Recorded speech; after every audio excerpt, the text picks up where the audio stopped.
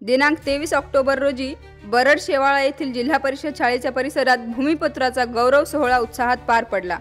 मराठवाड्यातील पहिले रक्तवाहिनी विकार तज्ञ डॉक्टर शिवाजीराव पोले यांच्या आयोजनातून गावकऱ्यांना प्रेरणादायी ठरेल यासाठी गावातील विविध क्षेत्रात काम करत असलेले भूमिपुत्रासह दीपावली निमित्त सुट्टीवर आलेल्या भारतीय सैनिकांचा गौरव सोहळा मोठ्या उत्साहात साजरा झाला। यावेळी हदगाव पोलीस स्टेशनचे पोलीस निरीक्षक संकेत दिघे, तालुका आरोग्य अधिकारी डॉक्टर संजय मुरमुरे यांनी या उपक्रमाचे कौतुक व्यक्त करीत बहुमूल्य मार्गदर्शन केले। यावेळी गावातील भूमिपुत्राचा सन्मानपत्र देऊन गौरव करण्यात आला। भूमिपुत्रासह सरपंच ज्ञानेश्वर मस्के, पोलीस पाटील दत्तात्रय मस्के, वैद्यकीय अधिकारी डॉक्टर SB भिसे, जमादार रावले, भारतीय सैनिक दत्तराव धरमुरे, कार्यक्रमाचे सूत्रसंचालन शिक्षक श्रीनिवास मस्के यांनी केले, तर आभार बालरोग तज्ञ डॉक्टर मंगेश मस्के यांनी केले। आपल्या गावाची लोकसंख्या एवढी असून सुद्धा आपल्याकडे आज आपल्या गावातले विद्यार्थी बाहेर शाळा व्हायला पाहिजे, कारण रोडवर गाव आहे, लोकसंख्या जास्त आहे, करायला पाहिजे त्याच्यावर काय करतात, कारण लेवल ऑफ स्टँडर्ड आज पाहिजे। मुलांना टेक्नॉलॉजी हाय फाय पाहिजे, तुम्ही तीच पद्धतीची टेक्नॉलॉजी वेगळी आहे ते मुलांना द्यायला पाहिजे। आजच्या शाळेमध्ये शिक्षक फार मोलाचा तोल म्हणजे मोबाईल, मोठी म्हणलं तर मोबाईल नाही तुमच्याकडे, आजकालची मुलं झोपा लागत नाही 12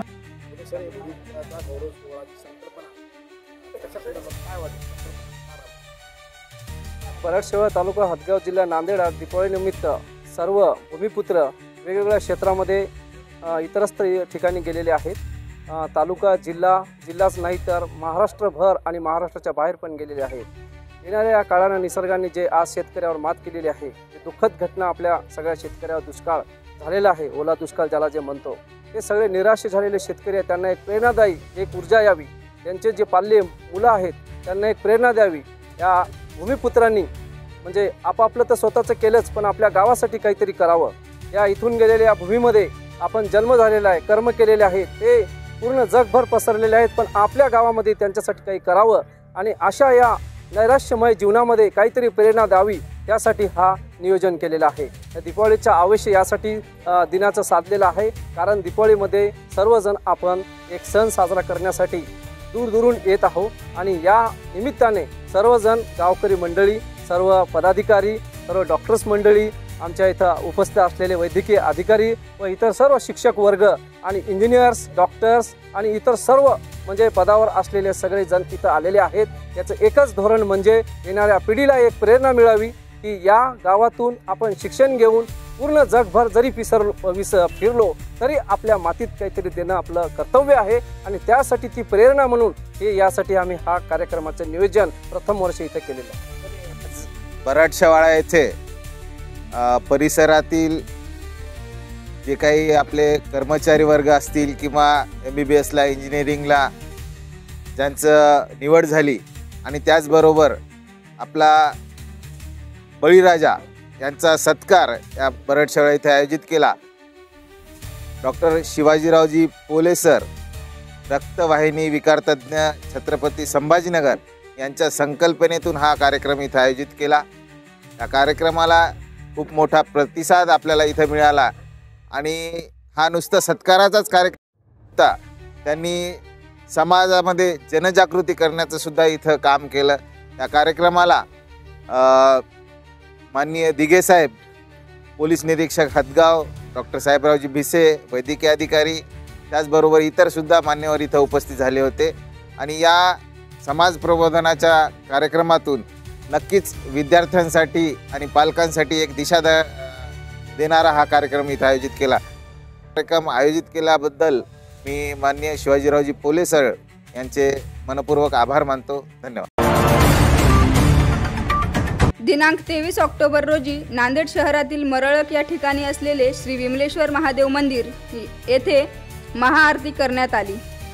शेतकऱ्यांना संकटातून बाहेर पडण्याचे बळ मिळो या हेतूने श्री विमलेश्वर महादेव यांच्या चरणी श्री बलिप्रतिपदा औचित्य साधून महाआरती आणि एक दिवस शेतकऱ्यांसाठी हे दीप प्रज्वलन अभियान आयोजित करण्यात आले। अतिवृष्टीमुळे संकटात सापडलेल्या बळीराजाला आधार देण्यासाठी शेतकरी बांधवांसाठी आपल्या लाडक्या बळीराजावर आलेल्या अस्मानी संकटामुळे त्यांचे मोठे आर्थिक नुकसान झालेले आहे. पीक वाहून गेले आहे, जनावरांचे निधन झाले आहे, राहती घरे देखील पडली. या कठीण काळातून त्यांना सावरण्याचे बळ मिळावे यासाठी काळ समृद्धीचा, सुगीचा आणि आर्थिक स्थैर्याचा असावा यासाठी सर्व शेतकऱ्यांनी एकत्र येऊन सामूहिक प्रार्थना केली. अतिवृष्टीमुळे झालेल्या आर्थिक नुकसानीतून शेतकऱ्यांना सावरण्याचे बळ मिळावे आणि सुगीचा काळ लवकर यावा असा या प्रार्थनेचा उद्देश होता.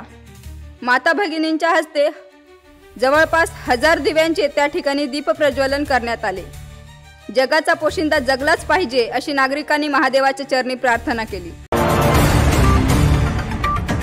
ओला उबरचा बाजार उठणार. महाराष्ट्रासह दिल्ली, गुजरात, उत्तर प्रदेश राज्यात देखील सरकारी भारत टॅक्सी येणार. ॲप आधारित टॅक्सी सेवेत ओला आणि उबरची मक्तेदारी